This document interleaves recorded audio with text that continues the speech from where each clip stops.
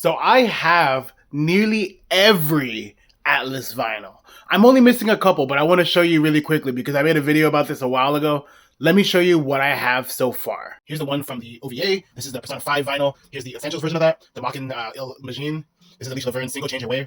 Here's the one for Persona 4 Dancing. The little 7-inch for Persona 5 Royal. Lady Your Eyes, that's the OVA stuff. This little thing comes from the video game. As you can see, it's not the Atlus one. Here's the Persona 3 5 Dancing. This one is Galaxy Odyssey. It's one of the most amazing Tsukasa Moscow tracks. There's only one or two that are from him, but it's so good. This is the Persona 4 Arena vinyl that was a pre-order bonus in the UK or in the PAL regions in general. The collector set for the Persona 25th anniversary. It's every Persona 1 through 5. So I have that. I just have it buried under all of it. Nocturne OST and the vinyl record set from Fangamer was my favorite for the longest time, and it's because not only is it a great representation of Nocturne, even though it's missing sound test, I really like it. And also the Tony Infante art is amazing. I think that Tony Infante really understands what makes Megaten because his art is such a good representation of Nocturne, and he knocked it out of the park with this one too. But the reason I'm even making this video at all is because I got something really cool in the mail. This here is the Shin Megami Tensei V 5 LP box set. It's a selection, so it's not the complete OST, but it's some of the best music in the game. The music for this was curated by Michael Garode. I'm sorry if I mispronounced your last name, Michael. Big fan, though. Michael is such a hardcore Megaten fan, so that makes it very good because his insight is integral. Not only that, Michael worked on the OST for Valhalla, one of the most interesting games I've ever played. Not only that, but he had a lot of inspiration from Shoji Meguro, and there is a bunch of Easter eggs, or at least a handful of Persona present in this game. Highly recommend you play it, and if you don't want to play it, at least listen to the OST. It's great. I love this, but I gotta change it, so that's much better. Again, this was made by Fangamer, and Tony Infante did this amazing art in the backside.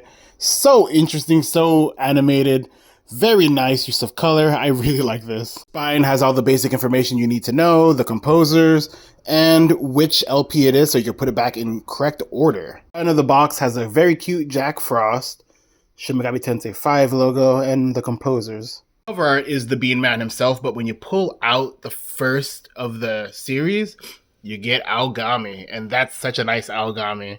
Back has this beautiful use of color here for the protagonist.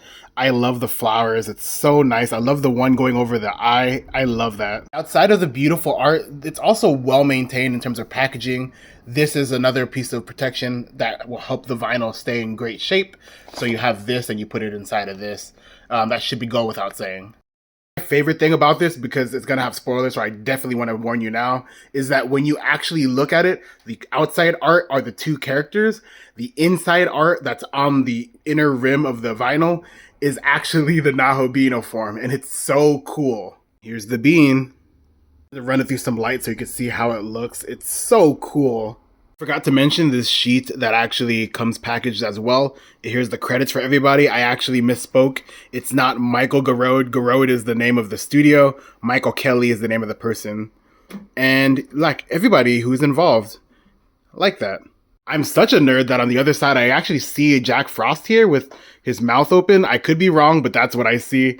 And here's the track list, as well as the composer credits for everything.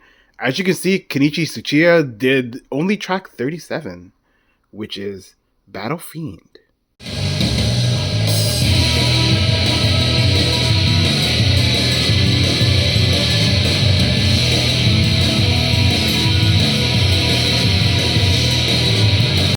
I also want to be clear that I'm also using relatively cheap speakers, so they don't actually sound as great as it could sound. But even with my mid-tier speakers, I think that it sounds really good. This art for Abdiel is again beautiful. I can't just say how great it is. You really have to see it in person. It's the kind of thing where it's so good that I would actually even consider buying art like this in art print form or even poster form, or even buying a second copy just so I could hang up the art because it's so good. This is so good. Look at him. Boop. And he is such a sucker. I love the color they use for the splatter. And that just looks so menacing. The Prime Minister. Oh, he's mewing. This art's great, but it definitely makes him look cooler than he actually is. Look at this little loser. Boop. Color used for the vinyl is so perfect in step with the art that's chosen for that inner circlet. They definitely could have went sexual with her because she's very kind of busty, and they did do this weird focus on feet in the beginning of her introduction. But I like how they instead focused on her power. Then we got the cosplay cop. I do like a lot that it doesn't really look like his pose is in any way reminiscent of Raido. I know that was a point of contention early on when people didn't know much about him. But I'm glad they try to focus on what makes him look more individualistic. It's a kind of a defensive stance, which is very in line with his character. And it's just really nice. I like how the light draws you right to his face, right there. Even the position of the sword draws your eye that way. Very smart design. And the attention to detail of getting this color to really match up with the splatter of the vinyl is very good. It's very nice, and I like that even in isolation, when you have this in its black sleeve, this stands out a lot. The final vinyl has Lucifer, and it's very nice. He's standing in front of France, Paris, that's the Eiffel Tower. And that big spoiler thing. I know that most of this has been spoilers, but if you know, you know. And here's the reveal. It's Lucifer in the sky with diamonds. No, I'm just kidding. I like the splatter. Again, I can't harp enough on how much I enjoy the color here and here. On my phone, it's kind of automatically color balancing and making this so it doesn't look as accurate to this as it is, but it very much is. Vinyl set is $89, so that is a pretty large investment, but the return on investment is actually quite high because, again, the vinyl is packaged very well and very nicely. The audio quality is very, very good.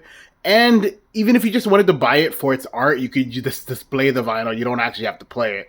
So I really do like the multiple uses of it. I love the packaging. I love the presentation. Tony Infante. Mwah. So again, I would highly recommend it. And it's probably my favorite. I would probably play the first vinyl, the first LP in the set, just because it has Reign of Light and Shadow. Though I think vinyl 4 has Dance Crazy Murder, and that's my favorite battle track. So anyway, that's it. Goodbye, fellow Megatenists.